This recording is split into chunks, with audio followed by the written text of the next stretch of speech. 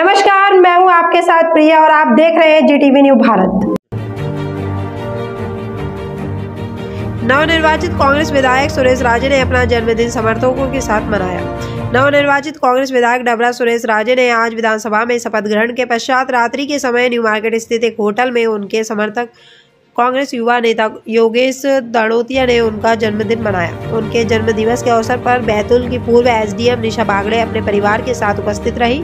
उनके साथ पारिवारिक सदस्यों ने विधायक सुरेश राजे केक काटकर पुष्पहार पहनाकर जन्मदिन मनाया गया, जिसमें उन्होंने कहा कि 60 साल की उम्र में आज पहली बार मेरा जन्मदिन जिस तरह मनाया जा रहा है, इसका श्रेय योगेश को जाता है, जिन्होंने इतना अच्छा आयोजन करने के लिए उन्होंने धन्यवाद दिया। जिसमें कांग्रेस डबरा विधायक सुरेश राजे का जन्मदिन मनाने वाले ग्वालियर से धैर्येंद्र लोधी एवं कई समर्थक डबरा, ग्वालियर और भोपाल आयोजन में सम्मिलित थे।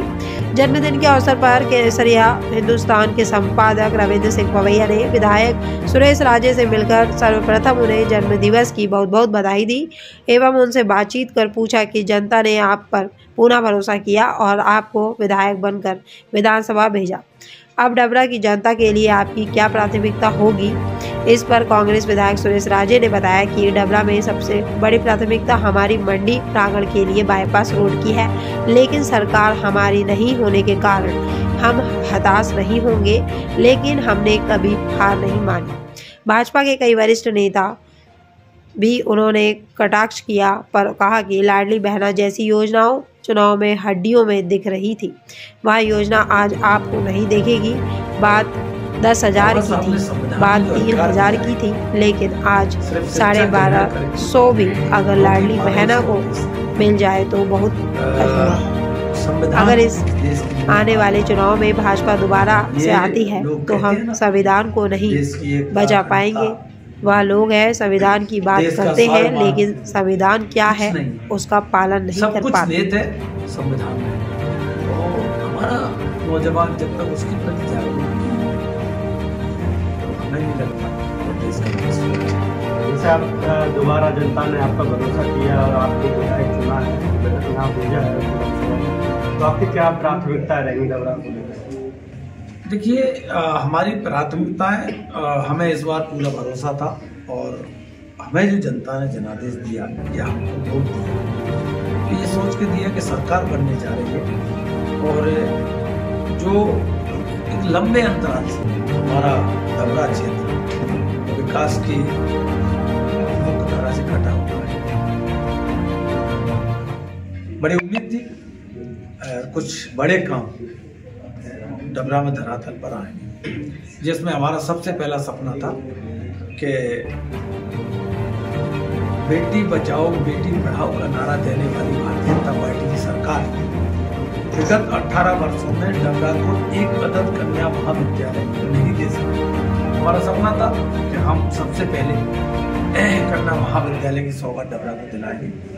दूसरे नंबर पर हमारी प्राथमिकता थी डबरा जाम से त्रस्त है, जाम से ग्रसित है और जाम से कोई एक वर्ग परेशान नहीं है। उस वर्ग में ठेला पहुंचे वाले भी आते हैं, उस वर्ग में हमारा मजदूर भी आता है, उस वर्ग में हमारा मजदूरा दुकानदार भी आता है, उस वर्ग में उद्योगपति भी आते हैं, व्यापारी भी आते हैं। जाम एक बहुत बड़ी समस्या डबरा की है और प्रदेश की नहीं एशिया की मंडियों में शुमार है डबरा गल्ला मंडी और आवागमन का जो मुख्य मार्ग है डबरा का, मुख्य बाजार जिसे वही मंडी को जाने वाला मार्ग है। हम चाहते ये थे कि सरकार बनते ही हम एक बाईपास रोड, रिंग रोड जिसे कहते हैं, वो मंडी के लिए बना कर देंगे, ताकि मंडी के बारे में जो लोग अफवाहें फैलाते हैं कि मंडी बिक जाएगी, मंडी को कोई हड़प लेगा, तो इस तरह की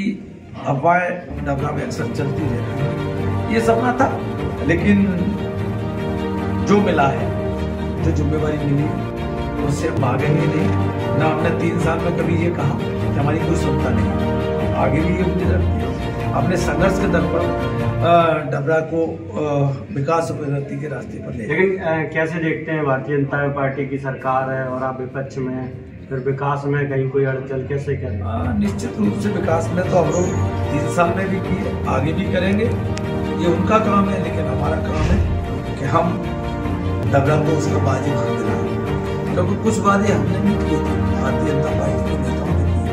अब पूर्व मुख्यमंत्री कहेंगे माननीय शिवराज जी, वर्तमान में केंद्रीय मंत्री माननीय ज्योतिरादित्य सिंधिया जी, ये बड़े बड़े नेताओं ने हमारे डबरा जाकर बड़े वादे किए। उन्होंने कहा हम डबरा को जिला बना देंगे, बिचौर को तहसील बना देंगे, बिलुआ को तहसील बना देंगे, बिलुआ में शिक्षा का नया मंदिर बनवाएंगे। तो मैंने कहा ना, ये डबरा को कुछ नहीं दे पाए तो बिचौर बिलुआ की तो बात अलग है।